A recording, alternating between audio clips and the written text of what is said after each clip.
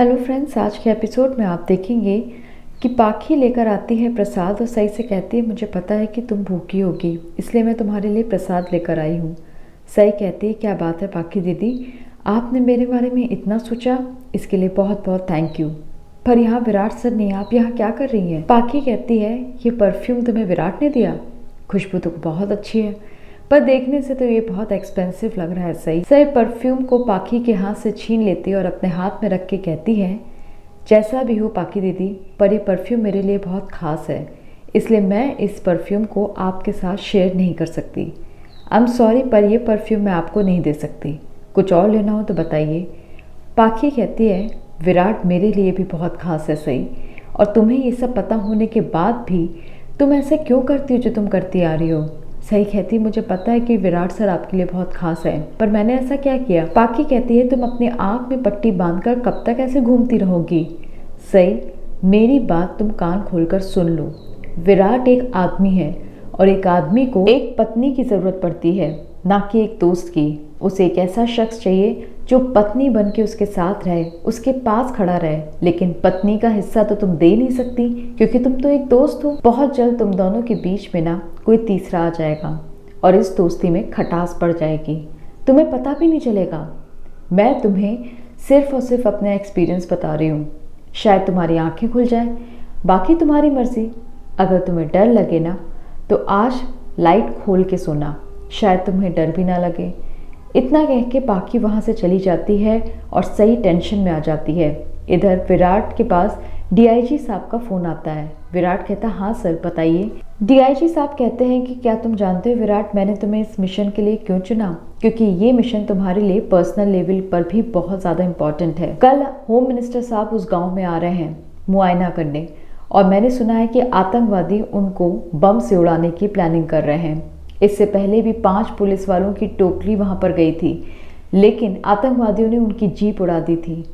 और क्या तुम जानते हो कि ये सारी गतिविधियां कौन कर रहा है? इसके पीछे का मास्टरमाइंड कौन है? तुम्हारे कॉलेज का दोस्त सदानंद ही है जो ये सारी गतिविधियों को अंजाम देता है। मैं ये नहीं चाहता कि तुम उसे मार दो, बल्कि मैं चाहता हूँ कि तुम उसे सरेंडर करने पर मजबूर करो और उसके बाकी साथियों को भी पकड़ लो। मैं उन्हें जेल के सलाखों के पीछे देखना चाहता हूँ। विराट कहता है सर आप मुझ पर पूरा विश्वास कर सकते हैं, क्योंकि मेरे लिए फर्ज से बढ़कर और कुछ भी नहीं है। जय हिंद सर। इधर सई जब देखती है तो उसे अपने आबा दिखाई देते हैं। वो चौंक जाती है तो आबा कहते हैं बेटा सई, मुझे तुमसे ये उम्मीद नहीं थी। विराट ने तुम दोनों की एनिवर्सरी कितनी धूमधाम से बनानी चाहिए, लेकिन तुमने क्या किया? सिर्फ उसकी बेइज्जती की, उसको दुत्कारा, उसको भरा बुला कहा। कोई और होता ना बेटा तो तुम्हें जवाब भी देता बदले में, लेकिन विराट ने ऐसा कुछ भी नहीं कहा। तू जानती है जब तू उदास हो जाती थी मैं तुझे सरप्राइज़ देता था, तो तू खुद बता मैं तुझे ऐसा क्यों करने को कहता था? मैं तेरे लिए क्यों ये सब करता था? सही कहती वो इसलिए क्योंकि आप मुझे खुश देखना चाहते थे बाबा, वो इसलिए क्योंकि आप मुझे प्यार करते थे। लेकिन विराट सर ने तो मुझसे ये सब कुछ नहीं कहा। आबा कहते हैं हर चीज़ मुंह से बोली नहीं जाती, और तूने उसे कुछ कहने का मौका ही कहाँ दिया। तू एक काम कर, चांद को देख, तुझे तेरे सवालों का जवाब मिल जाएंगे। आबा के जाते ही सई चांद को देखने लगती है। इधर विराट भी चुपचाप बैठ के चांद को देखकर सिर्फ सई के बारे में सोचता है। वो अपनी और सई की फ़ोटो निकालता है और फिर कहता है सई, मेरे जाने से तुम इतनी परेशान क्यों थी? तुम्हारे आंसू रुकने का नाम क्यों नहीं ले रहे थे? मैं ये मान ही नहीं सकता कि हम दोनों के बीच में सिर्फ दोस्ती है। मुझे ऐसा लगता है कि हम दोनों के बीच में दोस्ती से भी बढ़कर कुछ और है। शायद तुम ये बोल नहीं पा रही हो, पर आखिर कब तक सही तुम कुछ नहीं बोलोगी? इधर सही कहती है विराट सर, मैं सब कुछ समझ चुकी हूँ, इस बार आप लौट कर आएंगे ना तो देखना मैं सब कुछ ठीक कर दूँगी, पहले से ज़्यादा अच्छा। बस आपको लौट कर आने की ज़रूरत है।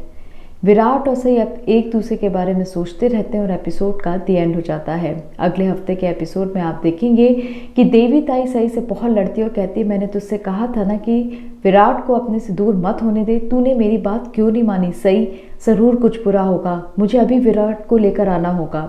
इधर एक आतंकवादी पेड़ पर चढ़ के जैसे ही देखता है कि विराट की जीप गुजर रही है वो उस पर बम से हमला कर देता है।